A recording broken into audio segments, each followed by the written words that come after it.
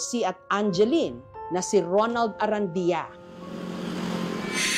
Hinanap namin siya at dito sa Batangas City na siya ngayon nakatira. Handa na raw niyang ibahagi ang bangungot na kanyang pinagdaanan na nagsimula sa pagtatayo ng kanilang dream house. Siguro mga 1990 nabili namin yung lote. Nagplano kaming magpagawa ng bahay mga 1992. Kasi pag may pamilya na, dapat may sarili ka ng bahay.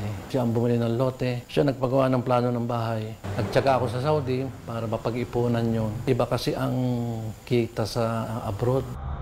Sama-sama sila pag pupunta sa tindahan daw. Yung huli kong alis.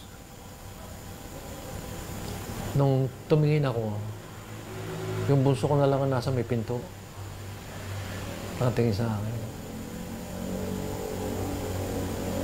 Hindi ko alam yun na palang huli. Pero noong April 1994, isang buwan na lang sana, bago matapos ang kanyang kontrata sa Saudi, si Ronald bigla raw pinauwi sa Pilipinas. Pinatawag ako na kung gusto ko raw umuwi. Sabi ko, gusto kong umuwi pero sa isang buwan pa, Mayo. Umuwi ka ngayon, bibigay namin yung pera mo. Nalaman na pala kasi ng kanyang boss at ng kanyang mga katrabaho ang sinapit ng kanyang pamilya. Pero hindi nila madiretso si Ronald sa naghihintay sa kanya sa Pilipinas. Pinaalam nung umaga, uwi ako ng hapon. Sabi ko, bibili muna ako ng mga pasalubong. Sabi ng mga kasama ko, wag mo ka nang bumili. Kailangan mong pera. Sabi ko, hindi, bibili ako. Nagtaka ako, bakit ang dami naghatid sa akin sa airport. Wala pa rin akong alam.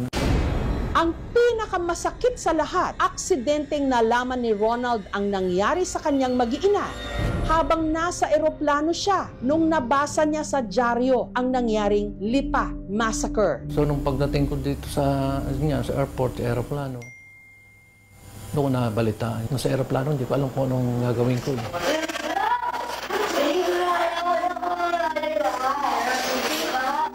Napakahirap. Hindi ko alam kung sino titingnan ko nung time na yun. Kasi tatlo sila eh. Hindi ko alam kung paano ko nalampasan yun.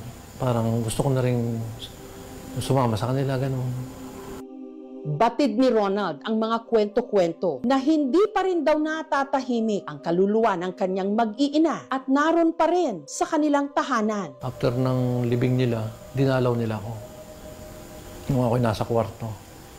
Lumamig yung dalawang baraso ko. Pero inisip ko, naroon yung dalawang anak ko sa tabi ko. Nung babangon ako, mukha ni Helen yung nakita ko. Ang sabi sa akin, mag-iingat ako. Hindi ko yung malilimutan. Ano nga ba ang mga sakit at hinanakit ng mga patuloy na naninirahan sa Lipa Massacre House?